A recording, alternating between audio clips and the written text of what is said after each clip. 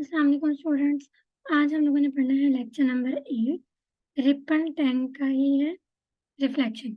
Last time हम लोगों ने पढ़ा था कंस्ट्रक्शन। ठीक है, लास्ट लेक्चर में हम लोगों ने कंस्ट्रक्शन पढ़ा था। कंस्ट्रक्शन हम लोगों ने देखा था कि रिपल टैंक है क्या। असल में ये एक डिवाइस है जिसे हम लोग क्या करते हैं, हम लोग वाटर में वेव जनरेट करवाते हैं। ठीक है, वो डिवाइस जो है उसकी मदद से हम वाटर में वेव जनरेट करवाते हैं। और साथ ये था कि हमें जो है उस डिवाइस की मदद से हम वेव की करैक्टरिस्टिक्स को समझ सकते हैं। मतलब कि उसकी वेव शेप क्या है, स्पीड क्या है, किस एंगल से मूव कर रही हैं, वेव मोशन क्या है उनका। ठीक है, वो सारा हम लोगों ने पढ़ा था कंस्ट्रक्शन में। आज हम लोगों ने पढ़ना है रिफ्लेक्शन कि रिफ्लेक्शन क्या होता है। अब रिफ्लेक्शन जो है वो वाटर वेव में भी होता है, वो लाइट में भी होता है। अब जैसे यहाँ पे देखें कि ये बॉल है। रिफ्लेक्शन असल में होता क्या है कि कोई भी चीज या कोई भी मटेरियल जाकर, मतलब जैसे अब ये बॉल है, इसको मैंने अगर दीवार पे फेंका, इसको मैं दीवार पे फेंकूंगी तो ये बॉल जो है ये दीवार से जाके टकराएगी। ठीक है, ये ऐसे ही जाके टकराएगी और उसके बाद ये वापस आ जाएगी। ठीक है, अब इस मटेरियल के लिए यानी बॉल के लिए दो मीडियम है। एक हम यानी एक मैं हूँ कि मैं बॉल फेंक रही हूँ। दूसरा मीडियम क्या है, ये वॉल है, ये जो दीवार है जिसके ऊपर हम फेंक रहे हैं। रिफ्लेक्शन होता क्या है कि हम जो है दूसरे मीडियम के ऊपर, एक मीडियम से दूसरे मीडियम के ऊपर स्ट्राइक करवा रहे हैं। तो जो ऑब्जेक्ट है या वेव है ये दूसरे मीडियम में एंटर नहीं होती, बल्कि उससे टकराकर वापस पहले मीडियम में आ जाती है। जैसे अब इसको मैं दीवार पे फेंकूंगी तो इसे वापस आना है, मैं क्या करूंगी, इसको कैच कर लूंगी। ठीक है, ऐसे ही है, कोई भी चीज है, कुछ भी है कि उसने उसको हम लोग दीवार पे फेंके और वो टकरा कर वापिस आ जाए। ठीक है, कोई भी चीज या कोई भी वेव जो फर्स्ट मीडियम से सेकेंड मीडियम में एंटर नहीं होती, लेकिन सेकेंड मीडियम से टकरा कर वापिस फर्स्ट मीडियम में आ जाती है। ठीक है, उसको हम लोग कहते हैं रिफ्लेक्शन। जैसे अच्छा लाइट के केस में हम लोग देख लेते हैं कि लाइट में वो देखा है, सच हम लोग छोटे होते जाए वो क्या शरारत करते होते थे कि हम, हमारे हाथ में मिरर होता था और हम लोग उससे जो जो धूप आ रही होती थी, सनरेज आ रही होती थी, हम उस सनरेज में जाकर उस मिरर को रख देते थे।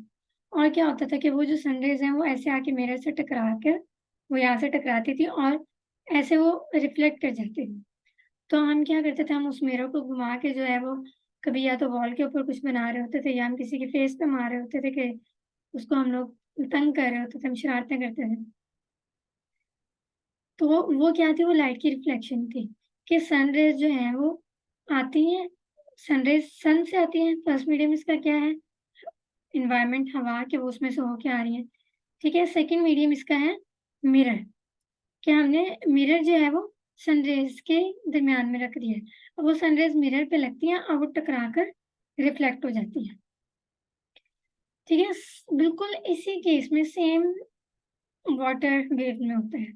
उसमें भी यही होता है कि अब जैसे हम लोगों ने वो रिपल टैंक में देखा था कि ऐसे करके वेव्स आ रही थी।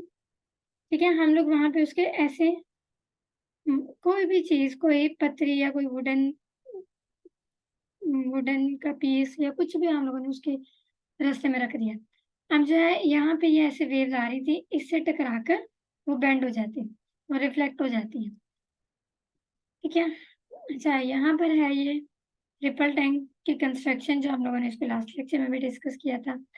अच्छा यहाँ पे देख लेते हैं कि ये स्टैंड है। अब ये जो है हमारे पास ये वुडन की जो ये एक प्लेट थी जिसे हम लोग वाइब्रेट करवाते थे, और ये क्या था, ये वाटर के सरफेस पर सिर्फ टच कर रही थी, ये उसके अंदर डिप नहीं थी, सिर्फ टच कर रही थी वाटर के सरफेस के ऊपर। इस वुडन प्लेट की सरफेस सिर्फ टच कर रही थी।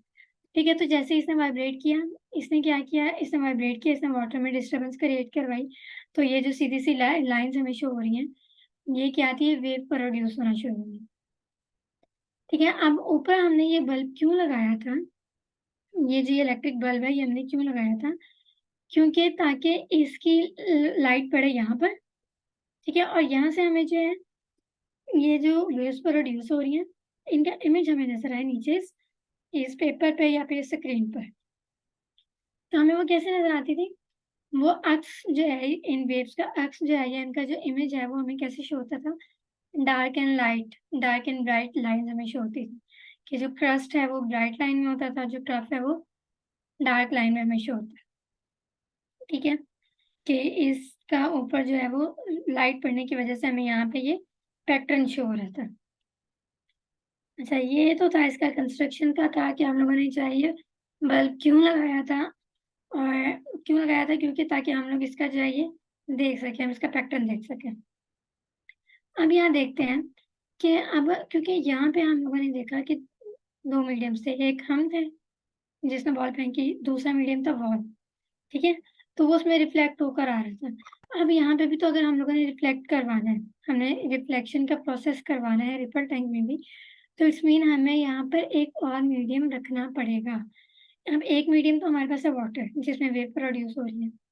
ठीक है, हमें यहाँ पे एक और मीडियम रखना पड़ेगा। हम क्या करेंगे, हम ये जो वेव्स हैं, इनके ये जो वेव्स ट्रांसफर मूव कर रही हैं आगे की तरफ, हम यहाँ पे एक वुडन प्लेट रख देंगे या कोई पतरी या कुछ भी बैरियर हम कुछ भी रख देंगे।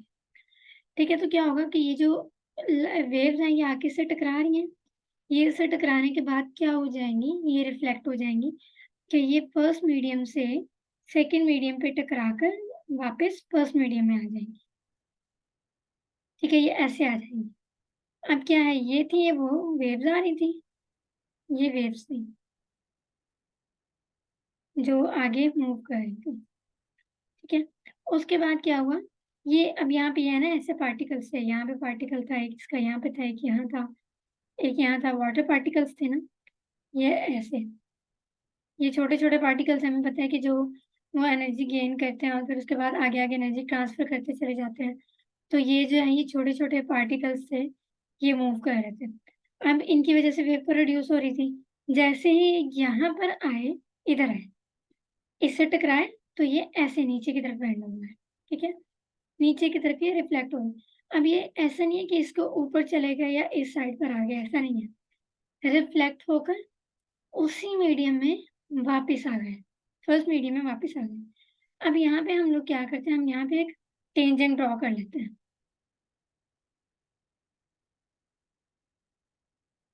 ये एक टेंजेंट हम ड्रॉ कर लेते हैं, जो मेरी सीधी लाइन नहीं लगी है। ठीक है, एक टेंजेंट ड्रॉ कर लेते हैं। ये टेंजेंट क्यों ड्रॉ करते हैं कि ये जो है ऐसे आ रहे थे, मूव ऐसे आ रहे थे। ठीक है, आके इससे टकराए और फिर इस तरफ रिफ्लेक्ट करेंगे। अब हमने इस टेंजेंट की वजह से हमें ये पता चलता है कि इन दोनों के दरमियान एंगल कौन सा है। ओके, मैं इसको जरा रेस कर देती हूँ ताकि समझना आसान हो जाए।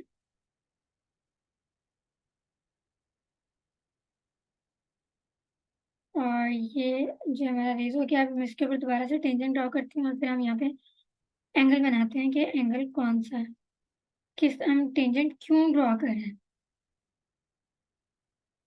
क्या ये है मॉलिक्यूल्स,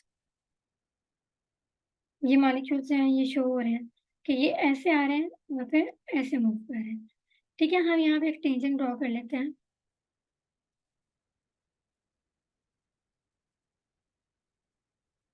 ये एक टेंजेंट ड्रॉ कर लेते हैं। ठीक है, अब क्या है कि हमने ये टेंजेंट क्यों ड्रॉ किया, हमें पता चले इनके दरमियान का एंगल और यहाँ का एंगल क्या है। ठीक है, अब एंगल, ये एंगल कौन सा बनेगा, angle of incident. Angle of incident कौन सा होता है, जो आकर टकराए। ठीक है, जो आके टकराएगा। जैसे मैंने यहाँ बॉल फेंकी, अब ये बॉल जो है ये भी जाके टकराएगी, वो है एंगल ऑफ इंसिडेंट। और टकराने के बाद जब उसने वापस आना है, ठीक है, टकराने के बाद जब उसने रिफ्लेक्ट हो जाना है, मॉलिक्यूल्स ने, अब यहाँ से ये मॉलिक्यूल्स आगे टकरा रहे थे, यहाँ पे बन रहा था एंगल जिसे हम कह रहे हैं एंगल ऑफ इंसिडेंट। सेकेंड, ये अब हो गए, रिफ्लेक्ट हो गए। ठीक है, यहाँ पे जो एंगल बन रहा है वो है angle of reflection. The water wave will reflect from the barrier, के इससे टकराएंगे और टकराने के बाद वो क्या होंगे, वो रिफ्लेक्ट हो जाएंगे। ठीक है, if the barrier is placed at an angle to the wave front, the reflective wave can be seen to obey the law of reflection. ठीक है, लॉ ऑफ रिफ्लेक्शन में बस क्या होता है कि उसमें होता है कि angle of incident is equal to angle of reflection. अब ये नॉर्मल हमने क्यों ड्रॉ किया था? ताकि हमें उनके दरमियान का एंगल पता चल सके कि एंगल ऑफ इंसिडेंट और एंगल ऑफ रिफ्लेक्शन दोनों जो है वो इक्वल हैं या नहीं है। ठीक है, angle of incident wave along the normal will be equal to angle of reflection, या एंगल ऑफ रिफ्लेक्टेड वेव के यहाँ से आके इसके साथ जो है वो स्ट्राइक कर रही है और उसके बाद रिफ्लेक्ट हो जा रही है, ये होगा एंगल ऑफ इंसिडेंट। जो स्ट्राइक कर रही है और रिफ्लेक्ट हो जाने के बाद जो है वो है एंगल ऑफ रिफ्लेक्शन। अच्छा, यहाँ पे रिफ्लेक्शन ऑफ वेव को डिफाइन कर लेते हैं। Wave moving in one medium, ठीक है, एक मीडियम में जो है वो वेव क्या कर रही है, वो मूव कर रही है एक मीडियम के अंदर। फिर हमने क्या किया, उसको दूसरे मीडियम के सरफेस पर फॉल करवाया, दूसरे मीडियम के सरफेस पर फॉल करवाया। वेव जो है वो एक मीडियम में मूव कर रही है, फिर वो दूसरे मीडियम के सरफेस पर जाकर टकराएगी, लेकिन क्या होगा, वो उसे टकराने के बाद वापस फर्स्ट मीडियम में आ जाएगी।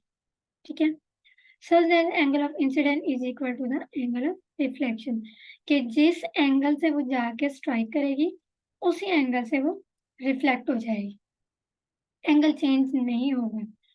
ठीक है, angle of incident and angle of reflection क्या होता है ये मैंने अभी आपको वैसे बता भी दिया, इसको हम पढ़ भी लेते हैं। The incident ray and reflected ray from two angles and the point of incident. ठीक है, दो एंगल है, वो कह रहा है कि इंसिडेंट एंगल और रिफ्लेक्टेड एंगल दोनों जो है ये दो एंगल्स हैं। The angle found between the normal and the incident ray and the point of incident is called angle of incident। कि अब ये है वो जो हम लोगों ने नॉर्मल ड्रॉ किया था, टेंजेंट ड्रॉ किया था। ठीक है, अब क्या है, ये जो है ये आके स्ट्राइक कर रही है, आपको एरो भी बता रहा है कि इसके डायरेक्शन जिस तरफ है इसने आके स्ट्राइक करना है। ठीक है, अब उस नॉर्मल के ऊपर जो रेस आकर स्ट्राइक कर रही है वो क्या है हमारे पास, एंगल ऑफ इंसिडेंट। जिस एंगल पर आकर स्ट्राइक कर रही है वो है एंगल ऑफ इंसिडेंट। ठीक है, एंगल ऑफ इंसिडेंस है। Second, similarly the angle found between the normal and the reflected raise and the point of incident is called the angle of reflection. कि रिफ्लेक्शन जो हो रही है मतलब टकराने के बाद जो वो वापस रिफ्लेक्ट कर रही है रेज, वहां पे जो एंगल बन रहा है नॉर्मल के साथ वो क्या है, वो है एंगल ऑफ रिफ्लेक्शन। ठीक है, एंगल ऑफ हम लोगों ने जो है, अच्छा डेफिनेशन कर लेते हैं रिफ्लेक्शन की। क्या रिफ्लेक्शन होता क्या है, when wave moving in one medium, एक मीडियम में जो है वो वेव मूव कर रही है, fall on the surface of another medium, और दूसरे मीडियम पर जाकर स्ट्राइक करेगी। ठीक है, या उसकी सरफेस पर जाकर वो टकराएगी। They bounce back into the first medium में वापस आ जाती हैं, such that the angle of incident is equal to the angle of reflection. कि वो जा रही है, टकरा रही है। ठीक है, वेव जो है फर्स्ट मीडियम में घूम रही है, मूव कर रही है, लेकिन वो जाकर क्या हुआ, सेकंड मीडियम की सरफेस से टकराई और वापस आ गई। लेकिन वो जिस एंगल से टकराई उसी एंगल से वापस आ गई, एंगल चेंज नहीं हुआ। यहाँ पे 30 का एंगल बन रहा है तो यहाँ भी 30 का, यहाँ 60 का है तो यहाँ भी 60 का है। जो एंगल यहाँ पर होगा वही एंगल यहाँ पर होगा। ठीक है, this phenomena is called reflection of wave.